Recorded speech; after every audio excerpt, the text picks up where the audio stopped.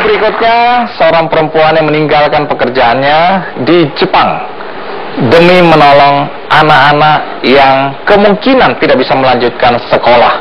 Bahkan untuk itu dia menggunakan uangnya sendiri untuk membantu adik-adiknya. Lalu siapa dia?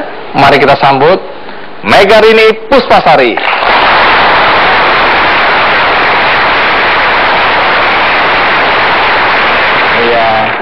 Mega, terima kasih banyak ya sudah mau datang ya. Silakan duduk. Menarik sekali karena saya dengar Anda dan teman-teman waktu itu masih kuliah kalau nggak salah di Jepang. Iya, betul. Mulai terpikirkan untuk membantu adik-adik kita di Indonesia yang kesulitan untuk melanjutkan sekolah.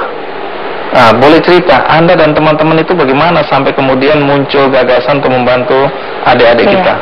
Jadi mungkin itu awalnya di tahun 2002, awalnya masih kegiatan pribadi, Mas.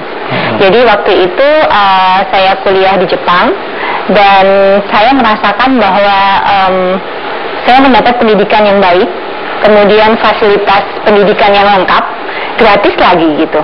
Dan dengan beasiswa ya. Beasiswa. Dan kemudian ketika pulang ke Indonesia masih banyak bertemu dengan anak jalanan, dan di sekitar rumah saya sendiri masih banyak anak-anak yang kesulitan membayar biaya sekolah, sehingga ketika itu mama saya sering cerita bahwa itu ada anak tuh yang susah bayar sekolah seperti itu. Sehingga dari situ saya merasa ada keprihatinan seperti itu, dan akhirnya oke mah, Mega yang bantu. Dan setiap pulang ke Indonesia saya akan menyisihkan uang beasiswa saya untuk diberikan ke anak tersebut. Dan lama-kelamaan yang datang ke rumah saya itu makin banyak gitu. Hingga di tahun 2005, jadi saya mulai kuliah tahun 2002, di tahun 2005 saya merasa bahwa wah, kalau kayak gini sendiri saya tidak mampu seperti itu, sehingga terpikir untuk mengajak teman-teman yang lain di Jepang. Di Jepang, iya. Mereka bersedia? Benar, tidak hanya orang Indonesia, orang dari luar. Jadi kebetulan waktu itu kampus saya, kampus internasional, ada lebih dari 50 negara, banyak sekali yang ikut bergabung dengan kami untuk membantu anak-anak Indonesia. Iya, begitu. Iya. Menarik ya, karena kemudian berkembang, bukan saja Anda menyisihkan sebagian uang dari beasiswa itu untuk membantu anak-anak di desa Anda, tapi bahkan lebih jauh Anda meninggalkan pekerjaan Anda ketika Anda sudah bekerja di sana untuk lebih banyak bisa berbuat. Menarik. Mari kita ikuti dulu kisah tentang Mega berikut ini. Jura itu dari bahasa Jepang dan berarti langit yang berbintang. Langit yang berbintang. Ya, dan itu melambangkan harapan kita bahwa setiap anak Indonesia berani bermimpi, berani mempunyai impian, menggali potensi dirinya, dan berani untuk mewujudkannya, seperti itu.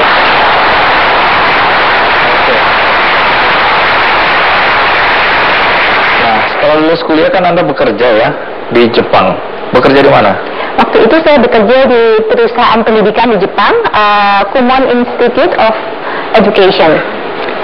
Jadi apa Anda di situ? Di Osaka, saya pertamanya di HRD, kemudian di tahun 2010 ya, terakhir waktu itu saya berada di sebuah satuan khusus planning department ya, untuk mendirikan yang disebut Global Kumon University. Jadi waktu itu saya mendapat banyak kesempatan untuk belajar dan bekerja dengan presiden-presiden Kumon dari berbagai negara. Jadi waktu itu memang kesempatannya sangat besar ya, sehingga saya bisa terlibat dengan meeting bersama para presiden-presiden Kumon Group itu. Itu membuat Anda punya akses ya? Iya, betul. Ketika Anda sudah bekerja, kenapa Anda harus putuskan untuk kembali ke Indonesia? Apa yang mendorong Anda untuk kembali? Jadi mungkin ada dua alasan. Yang pertama karena waktu itu saya sudah menikah dan suami saya berada di Indonesia. Waktu itu saya merasa bahwa untuk menjadi istri yang lebih baik saya pulang ke Indonesia untuk mendampingi suami. Itu yang pertama. Kemudian yang kedua, waktu itu di tahun 2010 saya dan pendiri Hojizura Community yang lain sampai pada satu titik di mana gimana nih gitu, kita sudah lulus, sama-sama mempunyai pekerjaan yang mapan, apakah kita akan melanjutkan gitu komunitas ini gitu. Kalau kita mau serius, salah satu dari kita harus pulang ke Indonesia. Waktu itu ada 4 orang. Ada 4 orang pendiri dan siapa nih yang mau pulang ke Indonesia. Dan akhirnya saya yang mendapat kehormatan itu untuk pulang ke Indonesia. Kehormatan ya? Kehormatan itu juga kehormatan. Awalnya saya dengar Anda menggunakan uang sendiri waktu bantu tadi ya, menyisihkan. Iya, betul. Nah, iya.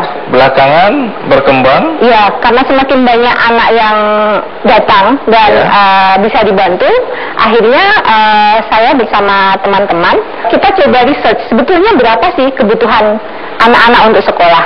Dan ternyata mengagetkannya, nilai itu sebanding dengan nilai sekali uang makan kita di Jepang. Seperti itu. Itu berarti sangat mudah sebetulnya untuk kami mahasiswa-mahasiswa Indonesia yang ada di Jepang itu untuk menyisihkan 1 kali uang makan kita di Jepang untuk dikirimkan ke Indonesia, dan itu bisa menjadi uang sekolah untuk 1 bulan, dan itu adalah harga dari masa depan mereka. Jadi ini menggerakkan kita untuk yuk lakukan apa yang kita bisa, dan akhirnya banyak yang bergabung dengan kami sebagai kakak bintang. Semakin banyak orang Indonesia